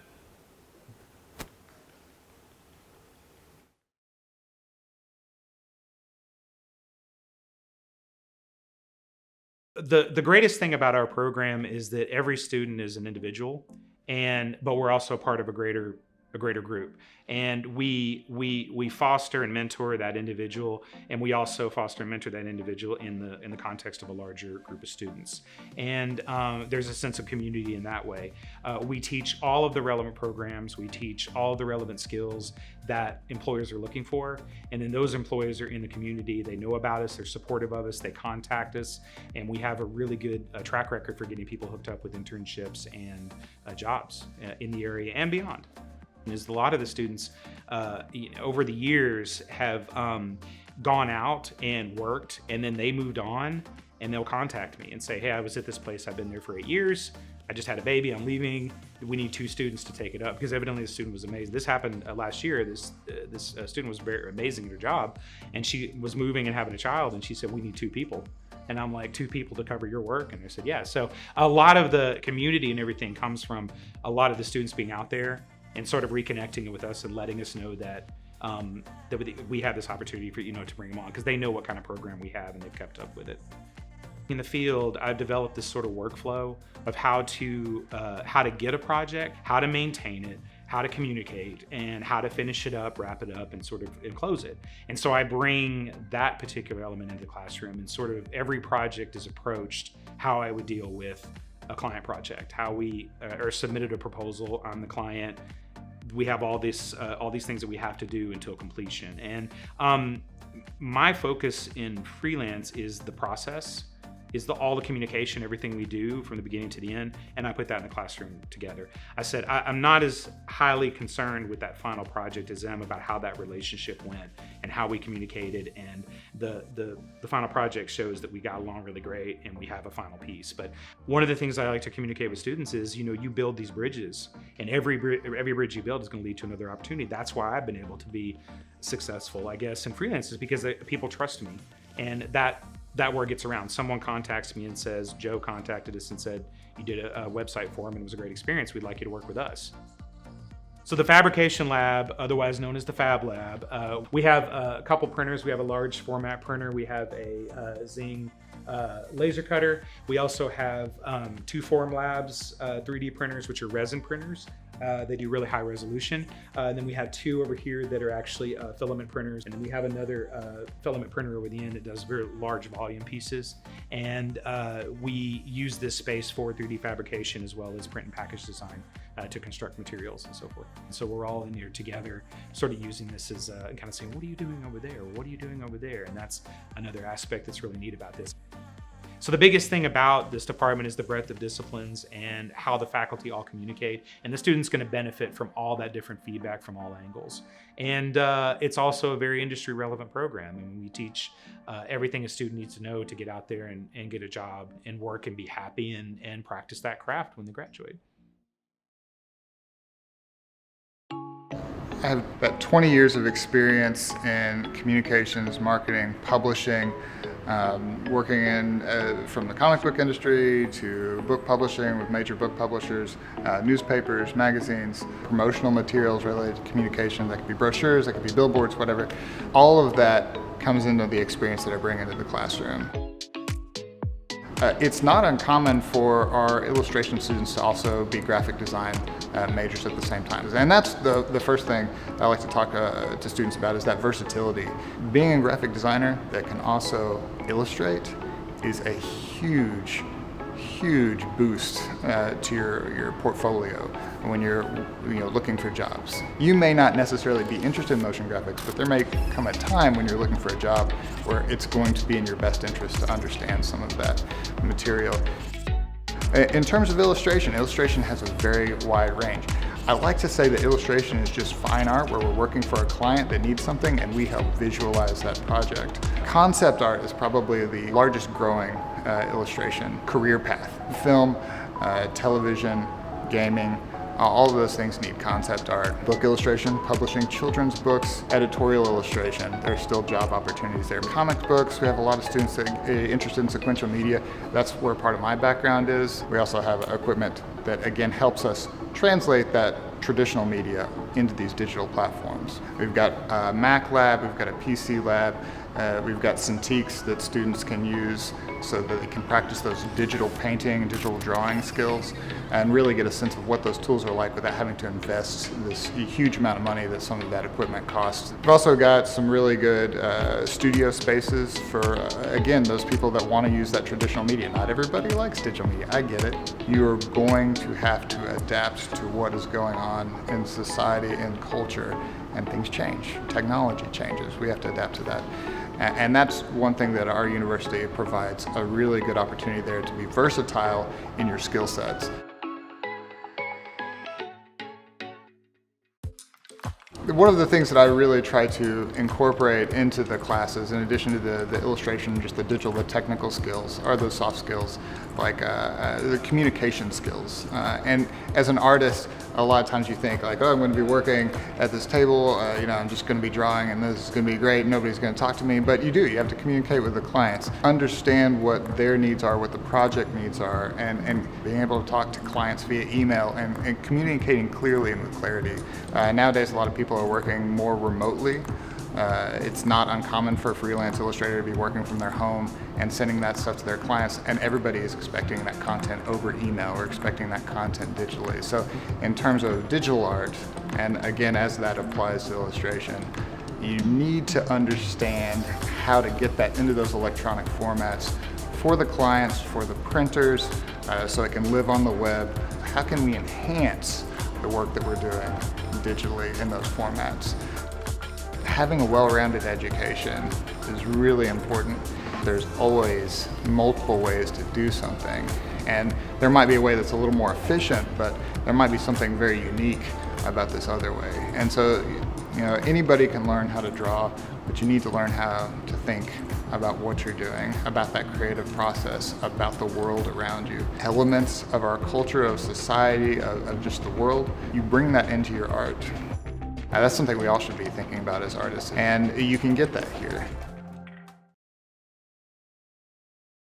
I like that the students are coming in with kind of fresh eyes and a fresh mind to think about new materials and like anything we're throwing at them. Like even recently, we started off with this really heavy kind of theoretical reading to set a tone where we could quickly start talking about larger ideas. Because I think as we work through any of the classes, there's always this kind of philosophical idea about thinking about creativity and where does it fit in the world. I think it's a fundamental way, like another like language to kind of like interface with anything around us. But I think the overall picture here is that we're learning how to kind of think in abstract ways and creatively problem solve, and the more exposure you have to materials and tools and ideas, the more well you're equipped and like more of an asset you'll be to like any industry, any job. You're always going to be that creative in the room, and I think a lot of people are looking for that. Here at the Windgate Center, you really get the one-on-one attention that I think students deserve.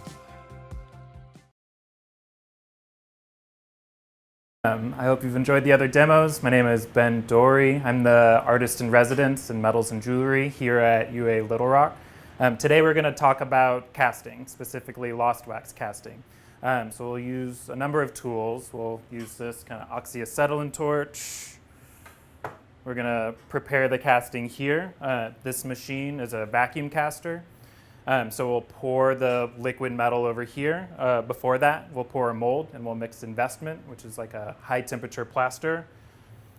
This kiln right now is at about 1,000 degrees, and there's a flask in there right now that's ready for the molten metal. And then over here is kind of a work prep area where we have all these different flasks, and these will fit into the machine so a vacuum can pull the molten metal into the mold. Okay, so before we dive into the processes, what is lost wax casting? It's been around for thousands of years, say 4,000 or 5,000 years. And really the premise is to take, well, in this case, a wax mold, or in this case, a 3D printed mold, and you want to transform that wax or that resin into metal. So for this particular case, we have this 3D printed tree, and this is called a sprue tree. And the idea is when you pour the metal upside down here, all these branches will be avenues for the metal to flow. And in the end, you end up with rough casting right here, and this is slightly cleaned up. And then eventually we get to this one with the stone setting. Now, it is possible to set the stones in place before you actually cast it, and this kind of alleviates a lot of issues later, but it takes a different approach. So as you work through casting, you can strategize like how you want to make your jewelry, how you imagine the jewelry, and then overall casting in general is just another kind of technique for creating the kind of like the wearables that you want. So the real benefit is that you can make multiples.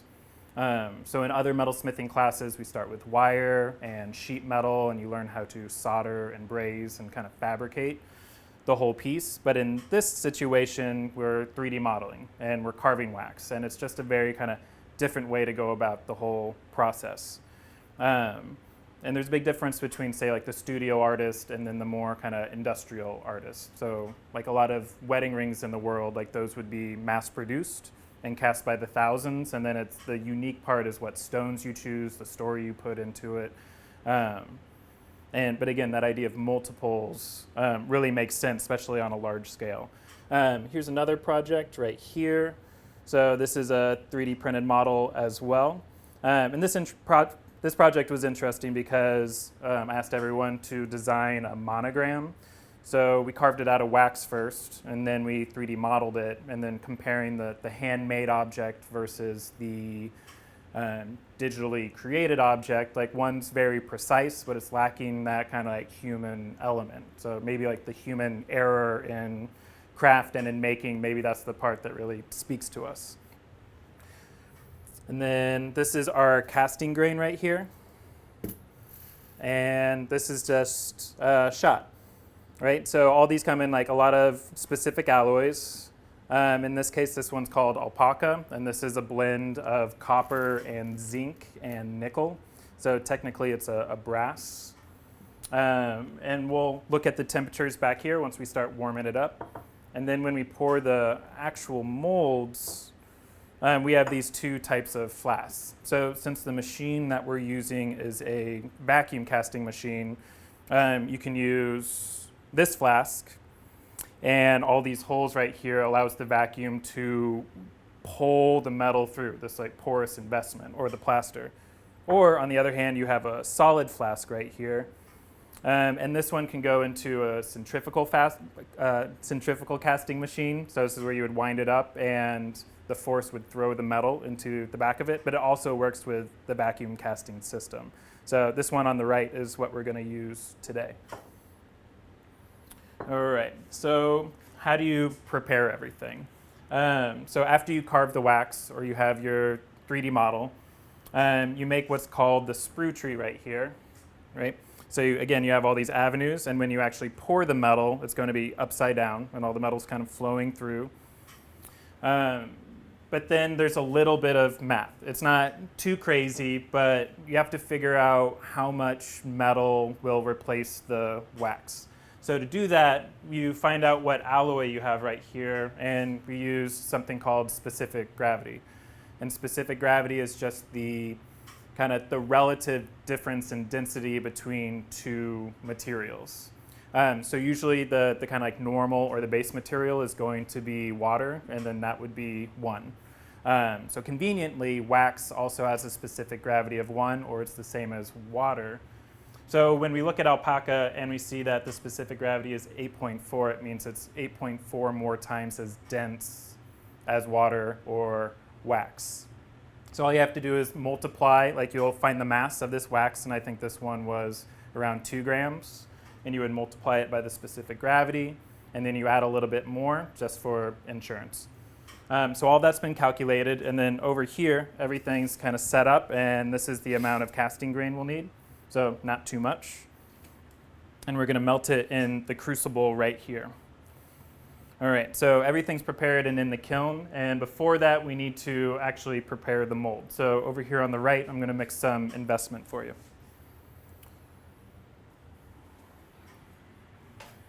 Okay. So we have this kind of roughly weighed out. So investment often is weighed in pounds. If you wanted to be really precise, you would use metric, grams, find the mass of it. And then there's the specific amount of water right here. So what we're looking for is a very like pourable plaster, and it's going to be something similar to maybe like pancake batter. And I'm going to mix it with my hand. So you can do all the kind of like math in the world, but like nothing's going to tell you whether the consistency is right more than your kind of like feel of the whole process. All right, so I'm going to add water in here, and then if you're mixing plaster of any sort, you always want to add the plaster to water. And if you do the opposite of that, you're going to end up with a lot of clumps, and it's just harder to break down. So generally, if I wasn't wearing a microphone, I would absolutely be putting on a mask right here. Plaster has a lot of silica in it, and that's just something you don't want in your lungs. Okay, so I'm just going to gradually start adding this in. Someone's asking me, how do you learn to do this? Because most high schools don't have process like this. Right. Okay. So how did I get into this? How did I learn all this? I happened to go to a high school that strangely had a jewelry program. And what we did first, because largely it's the most approachable, was carving wax, and then our teacher cast it for us. So we talked about jewelry, we talked about process, but we didn't go through the actual mixing of investment or casting. So in classes here, at the very beginning, I do every step with everybody, but eventually I want everyone to feel comfortable doing all these things on their own or with a partner in the studio. If you really want to kind of like dive into this world, the newly minted Arkansas Museum of Fine Art in town here has casting classes, and then a lot of craft schools will. And then hopefully we'll be doing more things like this, so you can pop in and learn. There's so many tutorials online. YouTube is always a great resource. And then even like your local jewelry store, if you're really kind of bold and curious, go talk to them. Ask them about casting. Ask them about the process, and often they may need a little more help. Okay, so mixing with my hand, it has this kind of viscosity to it. There's a thickness to it, but it will still pour. All right, so I'm just going to rinse off my hand here. Are students able to show their work and sell their work? Are students able to show and sell their work? Absolutely. So we have galleries in the building. There's student competitions. We have visitors who come through the classroom. And for my part, I stress kind of technical process, and then that's just something through repetition you're going to learn, but also design skills and marketing. And I think in the end, everyone would love to sell their work. So we talk about strategies for going about that. Okay, so now I'm going to move over to this dome right here, and this is a vacuum chamber. So the idea is that as the vacuum pressure grows, it's pushing down on the investment, and as it pushes down, it's pulling all of the air bubbles out of this. So another benefit of mixing with my hand is that I'm limiting the amount of air moving into the whole kind of system. I'm going to put this down. Because what happens inside the mold, if you pour investment with too many air bubbles in it, then it'll stick to your model, and you'll have a perfect little sphere of metal in the end, and you'll have to clean that up. Okay, so I'm going to get this centered inside of here, and it's on this tape just because it has a narrow base, and it'll keep it steady. All right, so here on the right side, I don't know if you can see it on the camera, but there's investing, which happens over here, and then the casting vacuum, you'd flip the switch here. So power's on. I'm going to turn on the pump. And we can see this rubber underneath. It raises up because of the pressure. And then what starts to happen inside here as the vacuum increases, it turns into this kind of active froth. So this is all the air being pulled out of the investment. What's the most expensive piece you've ever made? Oh, it's always a fun question. I think the most I've sold a piece for, and it was a sculpture, was $2,000. And then jewelry-wise, like hovering around $1,000. But again, it's like it's been years and years and years of developing a style and a technique and something that I find and other people find kind of unique in the field. All right, can you see inside the All right, so it's like bubbling almost to the top here. So if you've ever made bread, like a really active kind of yeast, is something similar to this, like an over-enthusiastic dough. So I'm going to let this run for about a minute, and then what I've done here is put it on a rubber base, and I have my two models here centered in the middle.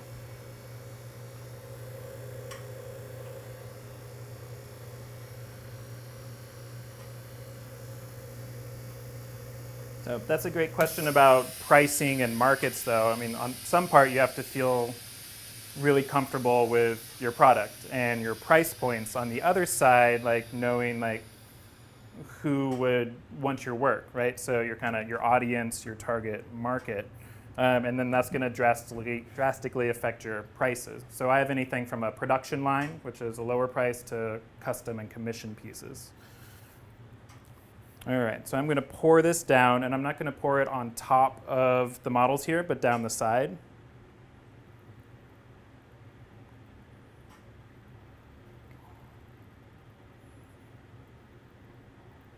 Someone said you had some work shown in New York City recently. Is that true? Can you tell us more? Let's see. I think most recently I had work in New York Jewelry Week, and that was in 2019, so pre-pandemic, and yeah, it was wonderful. It was an honor to be a part of all of that. But a gallery that represents me had a showcase at New York Jewelry Week, and they took my work with them, and it was a real pleasure. Okay, so I haven't filled it up all the way here, but I'm going to put it back under the dome. So I mixed the investment, debubbled it, and then I poured it, and I'm going to debubble it again.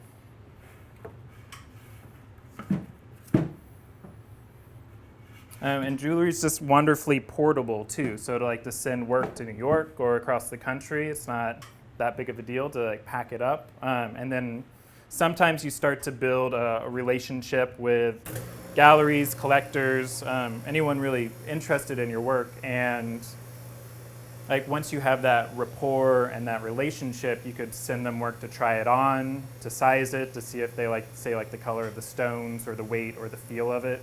And it's a really kind of rewarding experience to have this kind of national network of people who are excited to see what's new and what you're making. So I really try to always be pushing a new technique or a new concept to keep it, well, it's interesting for myself, but also for anyone who might be curious about the work. All right, can you all see this one? All right, so this is what it looked like inside the flask. So we have these big bubbles, and it's not nearly as active as it was before. So that means we've pulled a lot of air out of this already. And then just in case there are air bubbles trapped on one of those rings in there, you kind of tap it on the side here. and I'm looking for the surface to be almost inactive. There's always going to be small bubbles around the ring or around the edge right here. But in the middle, you can see this big bubble just has pretty much become stationary. So at this point, I'm good to go.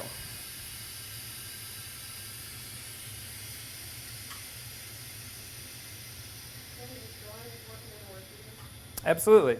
And this is something I talk about all the time in school, like drawing, sketching, ideation. I think the more you can have a sketchbook practice or just a drawing practice, or it might be writing, but there's something to get your ideas out. It's more about kind of documenting your thoughts because you're not going to remember everything, right? So you can always go back and kind of, find something that you forgot, but it still might be a great idea. And that happens all the time.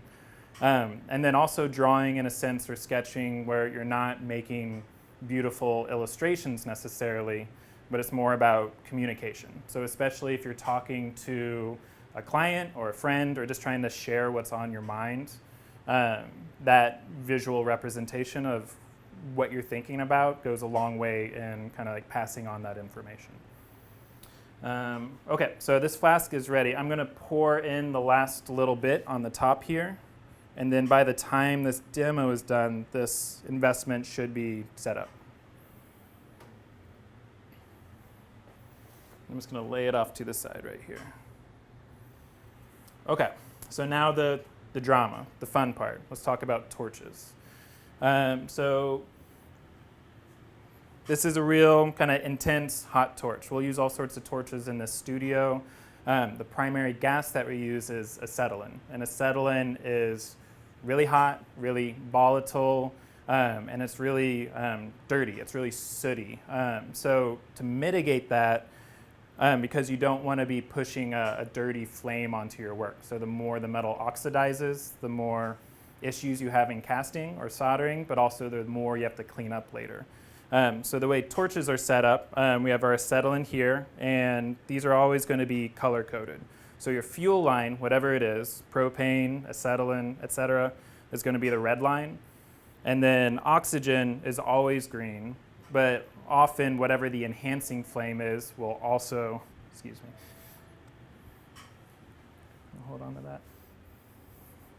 So whatever the enhancing flame is going to be this green line right here. So what it's going to do is going to take maybe the acetylene flame, which is already extremely hot, and it's going to boost that temperature even higher. And the same kind of idea happens, like, so if you're grilling, the charcoal, when you have airflow going into it, it's going to make it hotter and enhance the flame.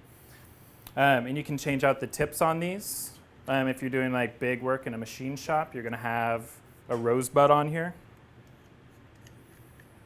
And the rosebud has a circle of smaller holes around, and then that just covers more area, but you also get this enormous flame. And then sometimes there's a handle on here you can push, and that's for a cutting torch. So you can do all sorts of things with these types of torches. Connect metal, cut metal, just heat things up, bend it. All right, so how we light the torches, these are something to kind of get used to. So we'll use strikers, so it's never a good idea to use a lighter.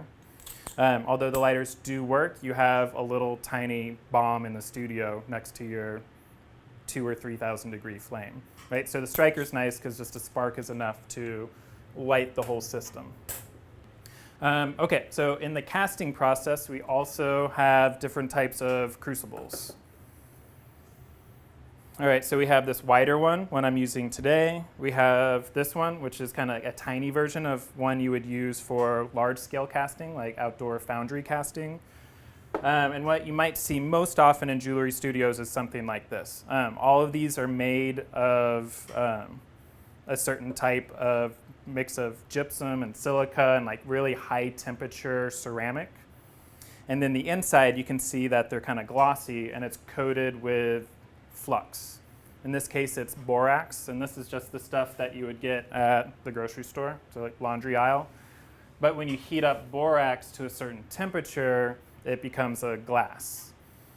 So to prepare these crucibles, you line the whole thing with glass, and the idea is that the ceramic part is porous, and you don't want your liquid metal to soak into your crucible.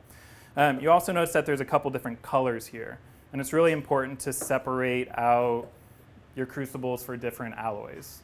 So 14 karat gold, 18 karat gold, bronze, brass, the whole deal. So this one is for bronze, and it has a high copper content, and then this kind of relates to ceramics. But when the copper oxidizes, it's going to turn this red color. Now, oh sure. So what is a crucible? So the crucible is just this little bowl. So, and kind of like specific to metalwork, whether it's sculpture or jewelry, this is how we're going to melt the metal, and it's how we're going to pour the metal. So kind of like separating out the metals between the different crucibles. And then this one has this kind of gray tone to it, and that's because there's zinc in this alloy. And that one's really important to separate because zinc added to other metals is going to lower the melting temperature, change the color, make it react to its environment differently. So kind of, it's really important just to make sure that kind of all your ducks in a row, you know your materials, and then you know your crucibles. All right, I think we're ready to melt some metal. So I'm going to preheat this, and then I'm going to pull the flask out of here and put it on top. So I'm switching this to casting mode. So now there's a vacuum pulling down through this hole right here. And then I'm going to finish melting the metal, and we'll pour. All right. So besides being, like when you begin this flame, it's like a bright, blinding light, right? Not good for you. But it's important to wear glasses because these also emit infrared light, and it'll destroy your retinas over time. So like the mask, having some safety, and I think it's totally fine behind a camera. All right, so I'm going to light this under the hood because there'll be a big plume of soot from lighting the acetylene. All right. And then, so we can see this kind of big, bushy yellow flame right here, and as I add oxygen to it, it's going to shrink down. All right, and what we're looking for is this kind of like soft blue cone. So flame anatomy, like you might think that all the heat's out here, but the hottest part of the flame is actually the end of that really bright cone right here. And then that's what we're going to put in the crucible to start preheating it. I'm holding the torch by the handle here because I don't want to mess with these valves.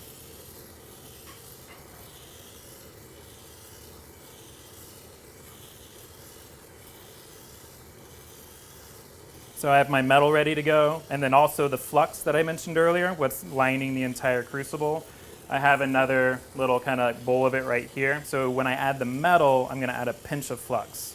And what the flux does is it kind of absorbs and eats all the oxygen in that environment. Because again, you don't want oxidized metal going into your mold. Let's see, so how hot is this flame? I don't know, 3,000 to 4,000 degrees, right? So, but a really wonderful thing about the metal studio is that you learn to kind of work with it. You learn to like wield this flame, you learn how to be safe around it. And I think a big deal of a lot of craft programs is just like, yes, using your hands, but being comfortable with tools and deducing how to use them, and especially how to use them safely. All right. So if I pull this off, this should be glowing softly, especially on the bottom here.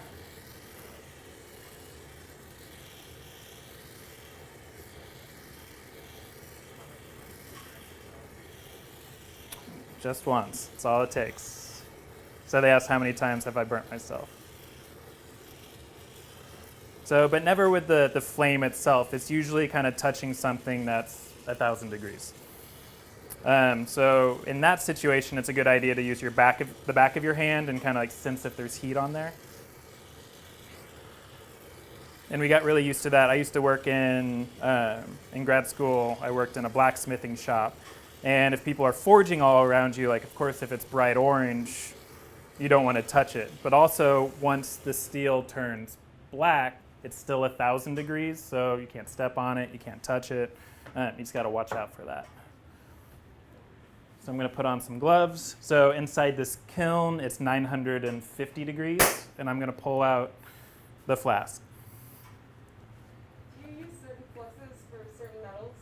And can you repeat the question? Can I use certain fluxes for certain metals, or would I? In general, borax is the good kind of overall one that I would use, but there's other like specific ones, like Matt's casting flux, and it still has borax, but it has some other additives to it that might be better for, say, like 18 karat gold or something that oxidizes in a real specific way. All right, so 1,000 degree flask right here. I'm going to flip it over. So I want to show you, so the bottom of that rubber part, it leaves this little hemisphere in the top right here. And this is where all the overflow of metal goes, and that part's called the button. So when I pour and it fills it up to the button, that's a good indicator of a successful cast. So I'm going to put it right over this hole right here. And I'm going to continue to heat up the crucible. What is an MFA and why is it important to have as an artist? Oh, that's a great question. Maybe we can return to that. So what is an MFA? Why is it important to artists? And a lot of answers can go into that. So maybe we can revisit that at the end. And please remind me. All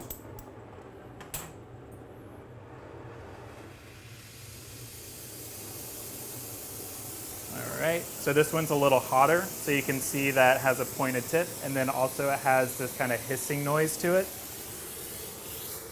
So the more oxygen you add to this, the hotter the flame is going to be.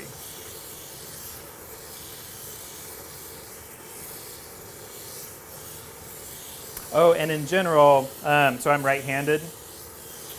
You want to keep your right hand free so you can maneuver everything, but when I pour, I'm going to switch to my left hand. But this is another thing you get used to with a torch, this kind of like ambidextrous approach to using your tools. All right, this is hot enough. I'm going to pour this in. I'm going to keep heating. I'm going to add just a pinch of this flux. And then as this melts, let me switch hands now. We'll see it go through a couple phases. So at first they're going to clump together. And you'll just have this kind of like immobile mass. So that's not going anywhere. So once those are kind of bonded together, that's what's called sintering.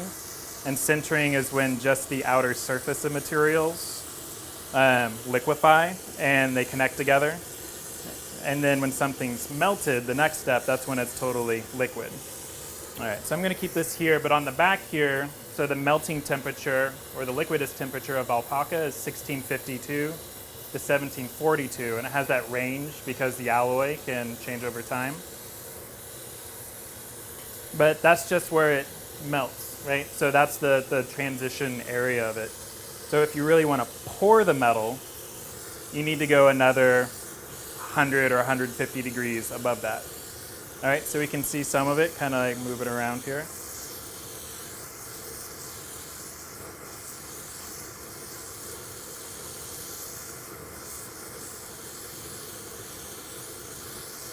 Pulling together.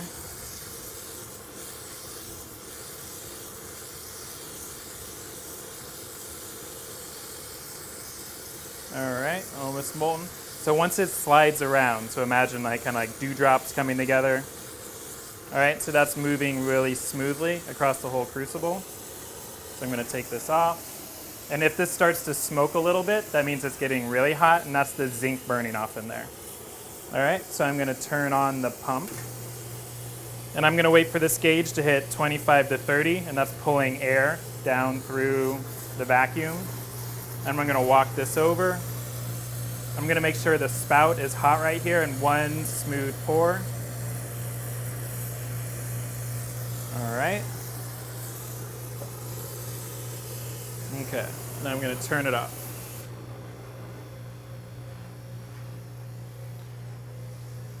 Okay, so that went really well. So again, that idea of the button on top here, there's a little kind of like mound where it's the overflow of material. So if that is intact, that means there's no cracks in the mold. It didn't pull all the way through the entire thing. It filled it up. Because one thing that's really mysterious and kind of fun, maybe dramatic about casting is once you invest it and pour your plaster and it goes in the kiln and it burns out that cavity of your wax model, you don't know what's going on inside. And any number of things could happen. So the success rate of casting is not 100%. It could be as low as 75%. I would give it more like maybe like 90 or 95, but there's always the chance that it's not gonna work. And it's kind of like the reality of the studio, and there is a little bit of like heartbreak in every studio, and this is a part of it. So again, the benefit of 3D printing, if you really love your design, you have multiples, and you can try again and try again. But if you hand carve something, like that's the only one that's ever gonna exist, like exactly in that form. You could have a similar design. So just something like curious to think about. Okay, so if I cut my hands over this, it's a very dull red, and it's not moving anymore, so I can turn the pump off, and I'm gonna wait another minute before I quench it. So even at this temperature, so we have, it's less than 1,000 degree flask right now, and then the metal was around, 1,900 degrees. So we're gonna plunge this into water, right? And it's gonna hiss and steam, and it's really cool and dramatic. But to me, like one of the best parts is like once it's cooled down, I'm gonna like reach into the mold, and hopefully we'll have a completed cast. So I'm just gonna pull these over. All right, and this is just a bucket of water. It's lined with the trash bags because pulling wet investment out of a bucket is terrible, right? So it just gives us a way to like transport the investment. And then after that, the investment cannot be used again. So there is this element of waste in this entire process. All right. Good to go? All right, so I'm gonna do this sideways. And this way the investment's gonna shoot out both sides. And I'm just gonna start dipping it in here, right?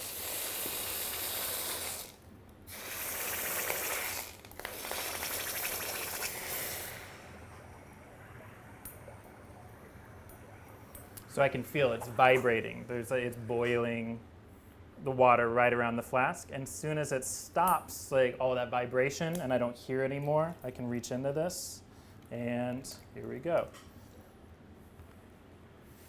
All right. And it looks like we got a great casting out of this. So here we have the button. And then this is that tree branch or tree trunk, so the sprue tree, the part that allows the molten metal to flow down. And this is like a very nice casting. So the detail is really incredible, especially with 3D prints. They're printed layer by layer. And these have very fine, small, detailed layers, and I can still see those.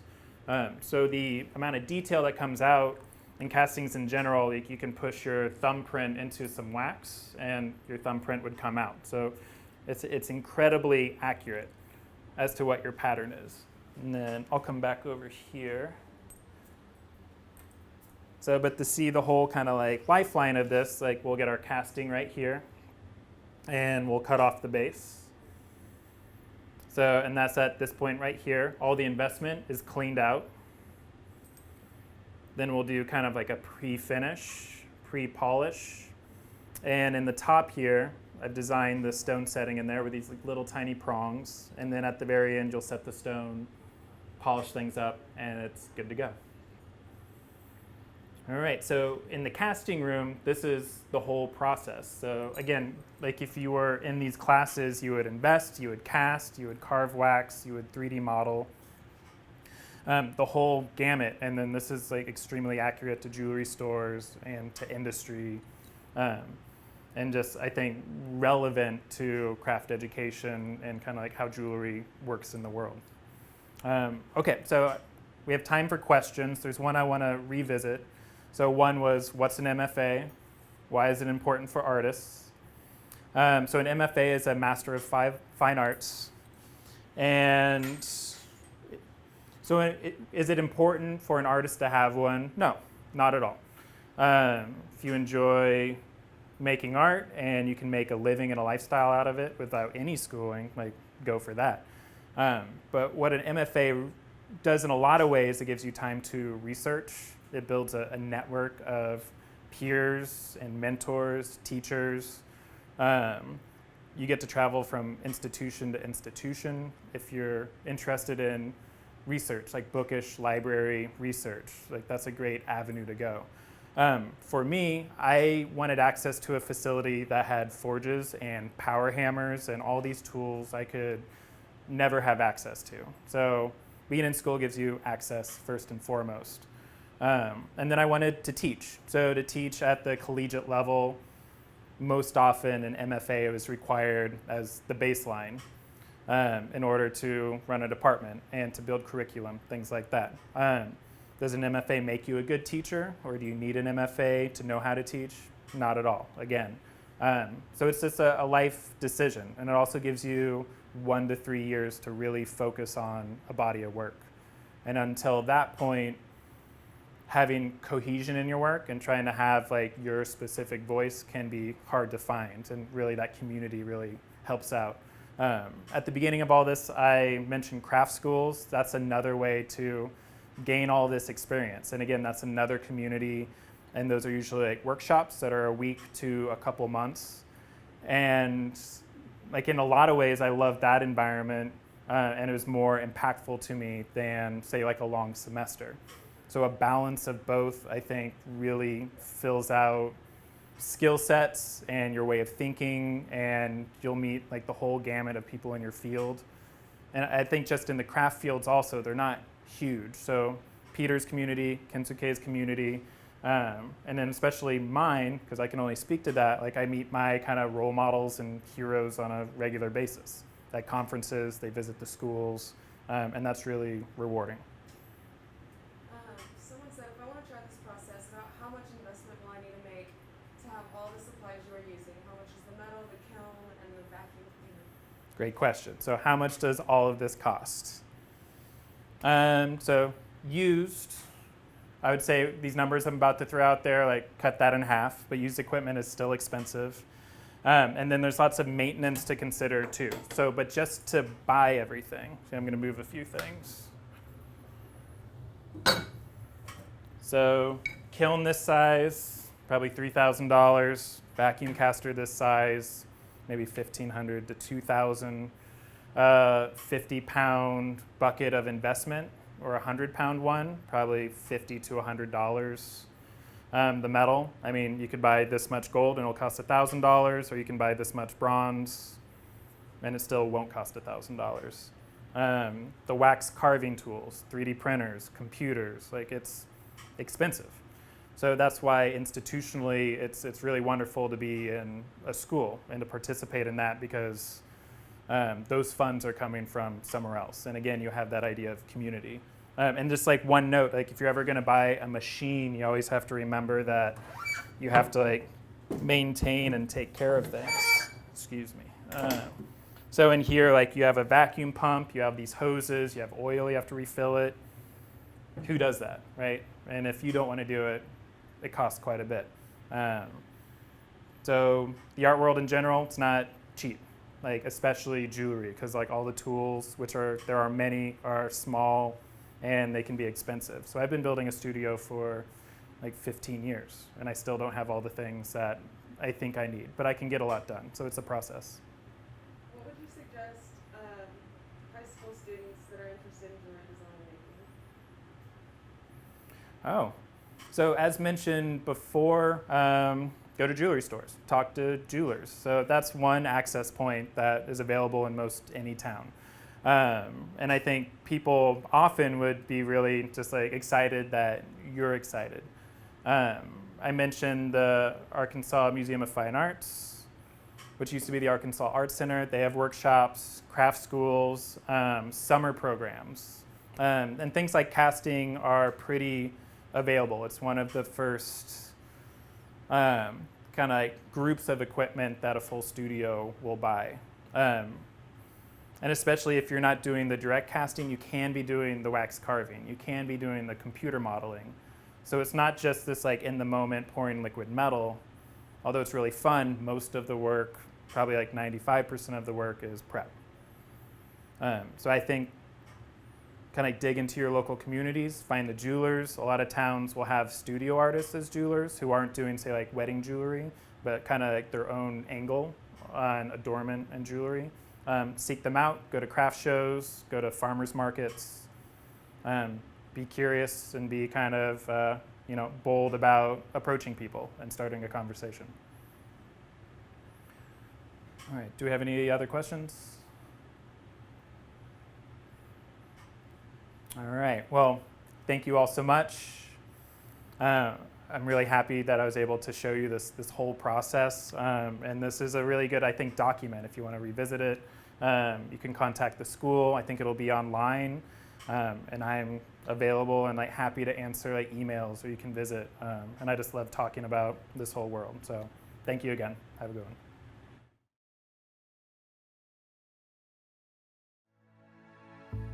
I'm very passionate about this place because it's something I've had this vision about for probably the last 10 years. And to come up with this fantastic facility that's just a beautiful art school in Little Rock. I think what I like about the department is our traditional approach to the arts, painting, drawing, photography, the traditional studio arts. But then we move on and we move into our 3D area. Of course, we have sculpture, but we also have metalsmithing, furniture design, ceramics, all within our applied design program. And we've created this sense of community within the faculty and with the students where everybody works back and forth together. One of our real strengths is the breadth of our program. We've now bringing in the digital arts where we're going to have animation, 3D modeling. We're now starting to work on 3D printing and creating these collaborations where we're starting to work with virtual reality. That's taking place in our digital arts. If we look over into the applied design area, we're one of the only programs in the state or in the region that has metalsmithing and furniture design. You're not going to find it anyplace else. I think it's also important to note that our faculty are known on a regional and national level. We have a sculptor who's been named Arkansas's Living Treasure this year, and we also have a photographer who is part of a national exhibit at the National Museum of Women in the Arts in Washington, D.C.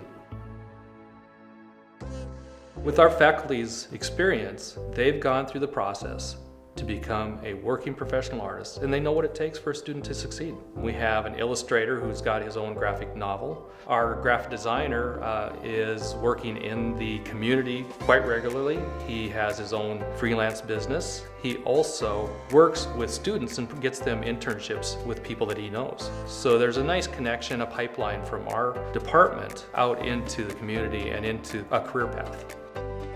So in addition to us providing workshops within our department for the community, we also work with galleries and a number of artists within the community where our students go out and work with them and then work with internships as well. We also have the gallery exhibits out in the community where students have that opportunity to interact with gallery owners, have opportunity to work with the public, sell their art, and also publicize themselves as artists.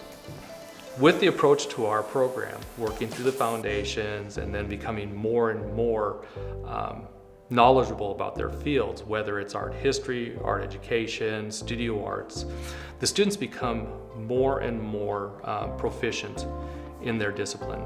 They start to make connections outside of the department. Faculty help put them together with career opportunities to the point where they come out as an expert in their field. The Department of Art and Design has been very fortunate with our donors. Last year, we gave out $111,000, and that went out to 90 different students. They go through an application process that's competitive. We do that both on artistic merit, but then also financial need as well. When I look back at my college career and having that private art school experience, I recognize that I was very fortunate I was able to do that. Part of my vision is to bring that same type of experience that I was able to have into the department and share it with everybody. With the Windgate Center of Art Plus Design, we've been able to create the private art school experience at a public school cost. So I'd like to think that we have a program that provides students with a lot of opportunities to become familiar with things that they've never been exposed to before. Whether it's in school or outside of school, they can come in here and work with a professional that's going to guide them into a career path that they truly enjoy.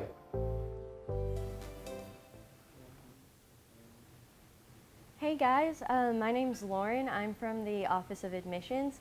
If you've got any questions following this, I'll be more than happy to answer them. But I'm just kind of here to give you your next steps if you really enjoyed learning all about what the Windgate Art and Design building has to offer.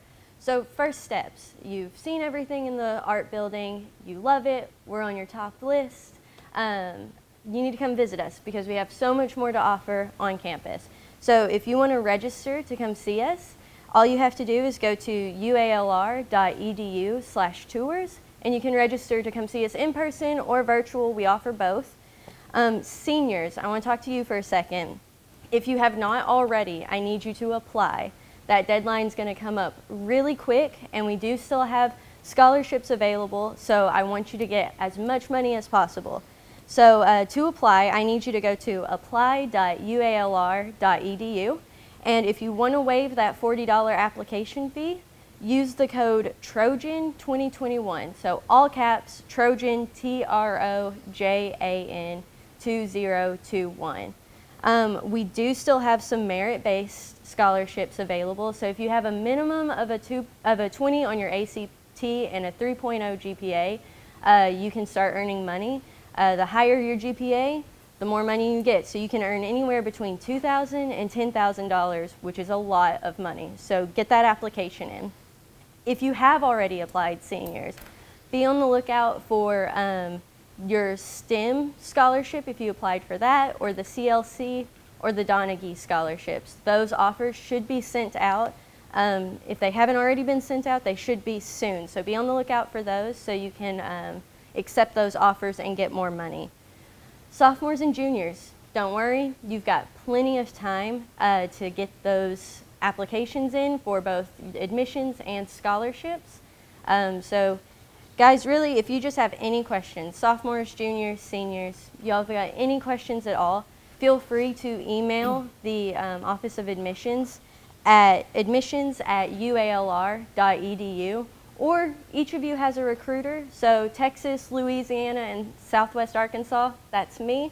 Feel free to reach out. But if you're in Central Arkansas, North Arkansas, East Arkansas, you definitely have your own recruiter, and we can get that information out to you as well. Can you schedule a tour if you're asking a question? Yeah, absolutely. Just go to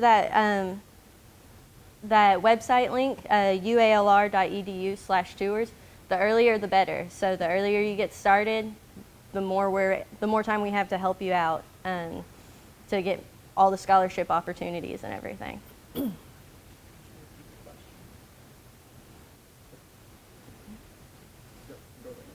Okay, thanks, Lauren. Yeah. Thank you so much for being here with us today.